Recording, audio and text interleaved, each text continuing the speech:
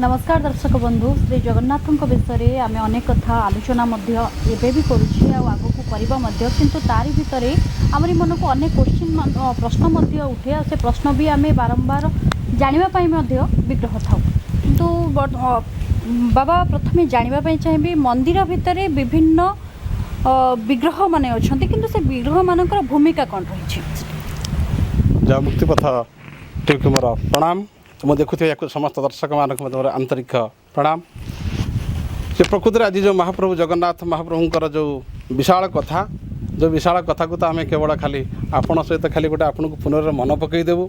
कहीं आम जीवन जो गढ़ाई जहाँ विषय सतचेष्टा कले समुद्र को मंथिला भली आमर के से प्रकार सत्साहस ना कि मात्र आपण मानकर से शुभ भावना आम समस्ते सुसंस्कृति एकमात्र शास्त्रीय उदाहरण मध्यम आपण मन को आम स्पर्श करने चाहूँ आपड़ देखु मंदिर भितर आम थे प्रवेश कर जाऊे आम 22 पावच अतिक्रमण कलापर आम देखुदे भितर अनेक मंदिर अच्छा 100 जन मंदिर अच्छा किंतु प्रत्येक मंदिर गोटे अद्भुत कथा सब मंदिर देखिए फांका अच्छी गोटे मंदिर बाना उड़ू अन्य कौन मंदिर बाना ना कारण से कौन कोनार अभाव ना किंतु कहीं प्रभु गोटे बाना रखिंट प्रभुंर कहबार तात्पर्य समाज को एक निदर्शन देखा तात्पर्य हे मनुष्य ये मो संसार रे मो परिवार रे एकमात्र मोर जड़े ही मुरबी समस्त आवश्यक अच्छे कि मुरबी हूँ जड़े अर्थात आम संसार रे आम जो परिवार टी गठन करें आम प्रत्येक परिवार रे आम समस्त जन को मानिबा जनकर आदर्श अनुप्राणित हवा ताले आम जीवन निश्चित सुरस मधुमय हम ए सन्देह ना ठीक से हीपरी आम जिते देखुचे से अनेक आम मंदिर मानक सह मंदिर गला भितर से तो छोट बड़ अनेक मंदिर मान अच्छा अनेक ग्रह मान अच्छा नहीं से देखिले माँ विमलाकर उपस्थापना अच्छा एपटे माँ लक्ष्मीकर आविर्भाव अच्छा लक्ष्मीकांत कमला नयन जोग्य भृद्यानगम्यम वंदे विष्णु भव भय हारम सर्वलोकैकनाथम जम ब्रह्मा वरुणेन्द्र रुद्र मरुतस्तु नंति देवैस्तवै ऋवेदै संग पदक्रम उपनिषै दर्गायन्ति जो सामगः ध्यानावस्थि तत्गतेन मनसा पश्यन्ति जो जोगिन हो शांत विदुसुरासुर गणा देवा यत समय न हो आम समस्त प्रणाम करें देखो महाप्रभु जगन्नाथ महाप्रभु जो लक्ष्मी सेठी ना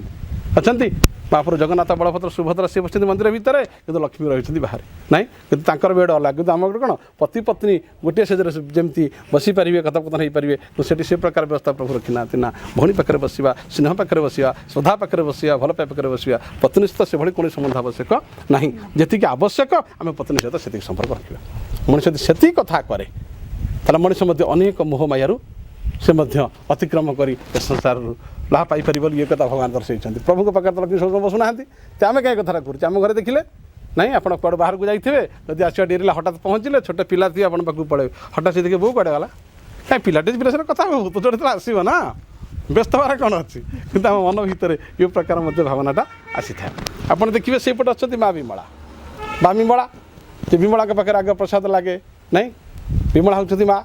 मातृदेवी जो प्रकृति कौन प्रथम माँ को दि जाए कहीं हम तो जगन्नाथ बड़ ठाकुर आगे तो प्रभु को दिज्व ना माँ तो परीक्षा करेंगे यदि बर्तमान आम जो बड़ बड़ मंत्री रही नेता रही से खाद्यटा परीक्षा कराए क्या डाक्तर मैंने परीक्षा करेंगे ये खाद्यटा ठीक अच्छी ना नहीं तापर तुम पाखक जीव सी माँ कौन कर परीक्षा कर शुण परीक्षा नरनाथ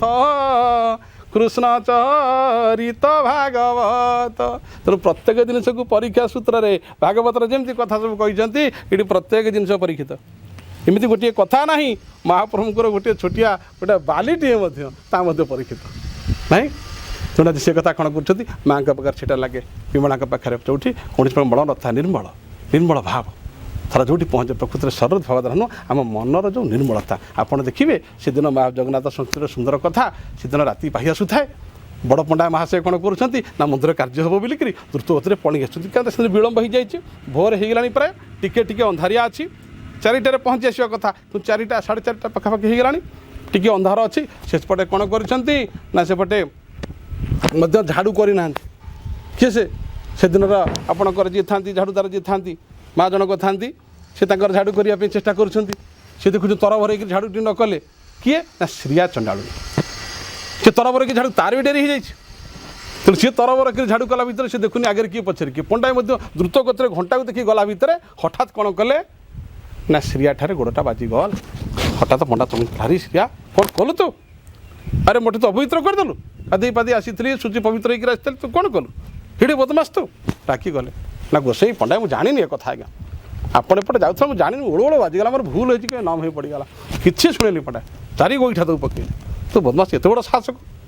ଆରେ ତୁମ ଛୁଇଁକି ଅପବିତ୍ର କରିଦେଲୁ ମୋର କାହିଁ ଅପବିତ୍ର କଲୁ ବିରକ୍ତ ହେଇଗଲା ସେଠି କିଛି ନ କହେ ନାମ ହେଇ ପଡ଼ିଥାଏ ସିରିଆ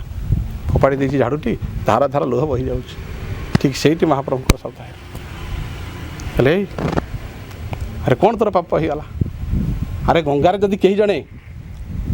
ନିଜେ ଯାଇକି ସ୍ନାନ କରିଦିଏ ପ୍ରକୃତରେ ସେ ଗଙ୍ଗାର କ'ଣ ପାପ ହେଇଯାଏ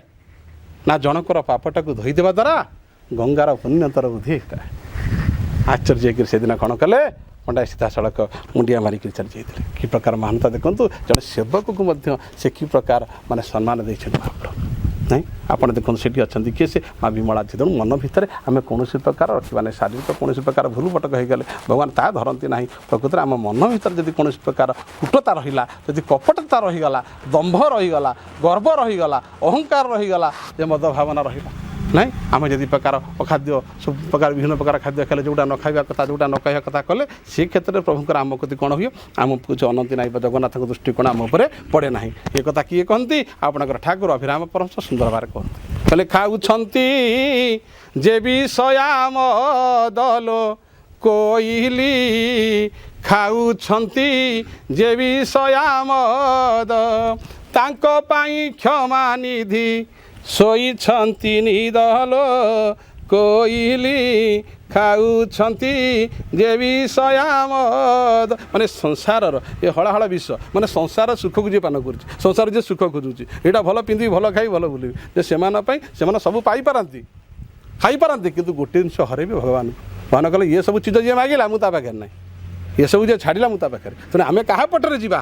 ଆମେ ବିଭବର ଦାସ ହେବା ନା ଭାବର ଦାସ ହେବା ସେ କଥା ଆମ ନିଜର ଚିନ୍ତାର ବିଷୟ ତାପରେ ଆସନ୍ତି ଆପଣଙ୍କର ଦେବ ନୃସିଂହଦେବ ନାଇଁ ନୃସିଂହଦେବଙ୍କର ଆପଣ ଦେଖିବେ ନର ଯୁକ୍ତ ସିଂହ ହେଲେ ନୃସିଂହ ନାଇଁ ଏପଟେ ଗୋଟେ ନର ଆଉ ସିଂହ ଦୁଇଟି ମୂର୍ତ୍ତିର ବିଶ୍ଳେଷଣରେ କ'ଣ ପାଇଁ ନା ହିରଣ୍ୟକଶିପୁକୁ ବଧ କରିବା ପାଇଁ